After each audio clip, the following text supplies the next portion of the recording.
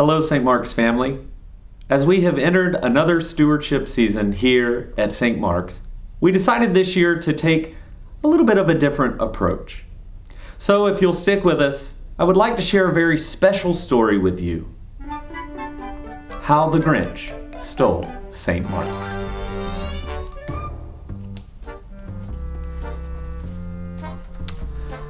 Every saint in St. Marksville liked giving a lot. But the Grinch, who lurked in the shadows, did not. The Grinch hated giving, and the whole giving season. Now, please don't ask why. No one quite knows the reason. It could be that his priorities weren't listed quite right. It could be, perhaps, that his pockets were too tight. But I think the most likely reason of all may have been that his heart was 2 sizes too small. Whatever the reason, his head or his heart, he lurked through St. Marksville, slowly ripping it apart. For he knew what to do to make sure they could not continue their love-filled theological plot. Stewardship Sunday is coming! It's practically here! He growled with a nightmarishly ravenous sneer.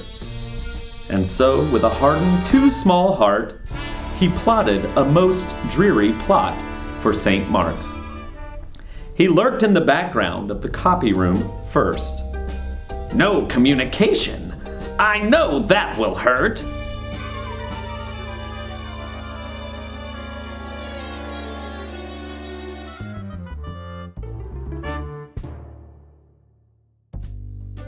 And so, when Pam had turned just like that, he took all the paper, the machines, the ink, and her Mac.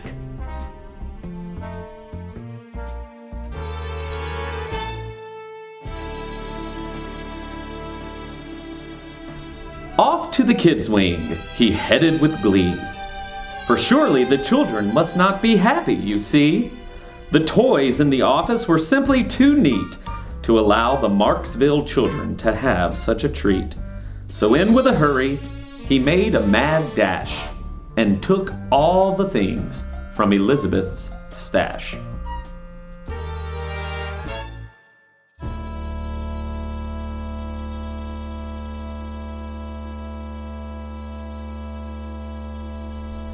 Down to the basement, a 2-for-1 sweep, where the youth room and other fine ministries meet.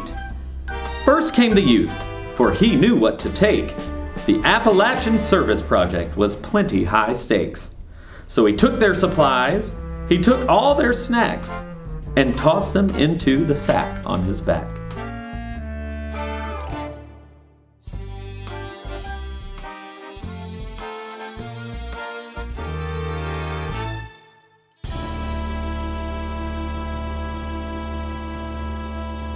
Across the hall he fled, a most symphonic place.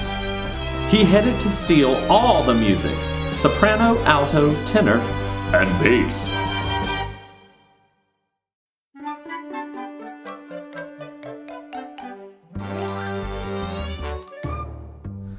The cabinets were full with anthems galore, so he stole the piano and ravished the drawers.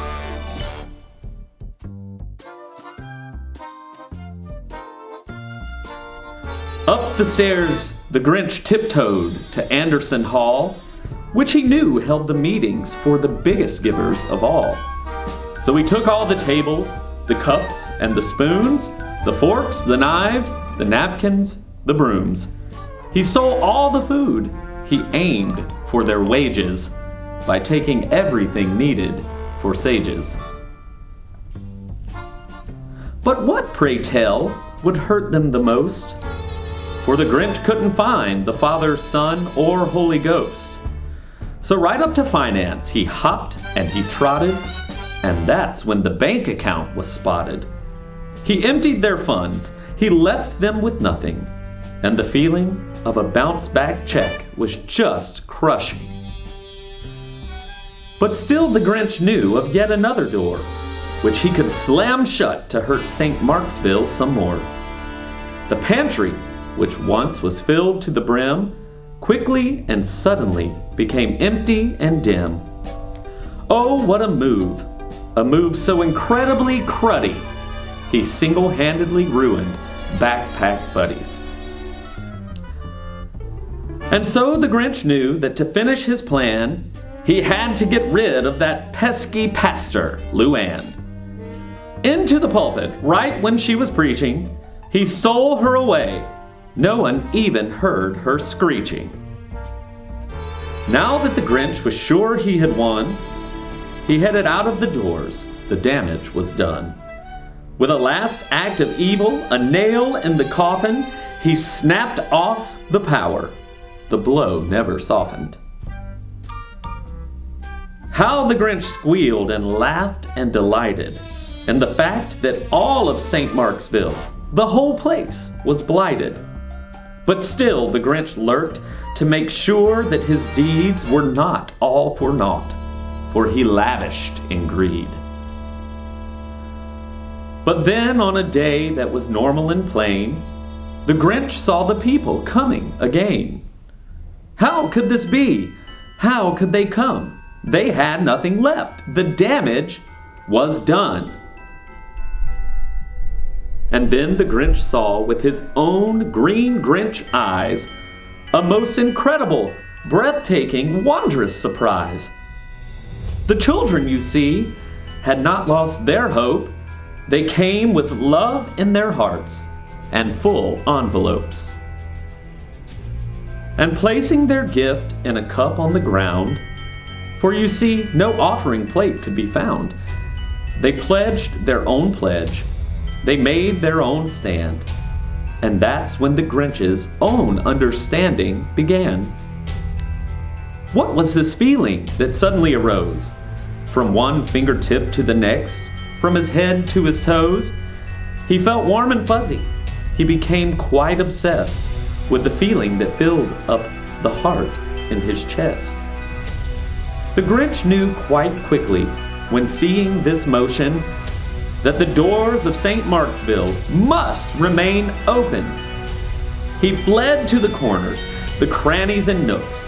He brought back each toy. He brought back each book. He put back the candles. He put back the pastor. He begged for forgiveness for his Grinch-made disaster. He put back the food. He put back the anthems.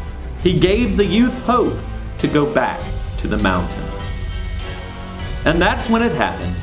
Right there and right then, the Grinch himself pledged with a most Grinch-ish grin. For the gift the Grinch gave was straight from his heart.